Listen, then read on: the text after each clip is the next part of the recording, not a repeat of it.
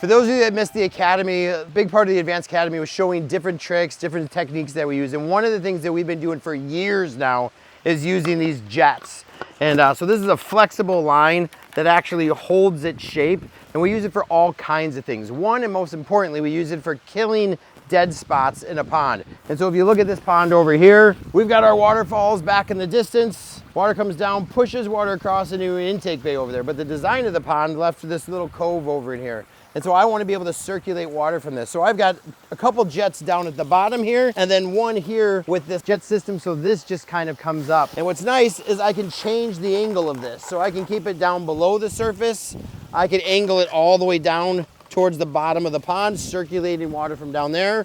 Or even better, in the winter, angle it up and make it your permanent winter de-icer. And this keeps a huge hole open in the ice. And so we're gonna be selling these kits with a 2-inch T, a reducer, and about 6 inches of this pipe here. We don't want to do more than that because we start adding too much pipe, the water reduces out of the top and it makes it confusing. If you want to extend it, we're not going to be gluing this piece. You just extend more of the 2-inch pipe and then put this in here.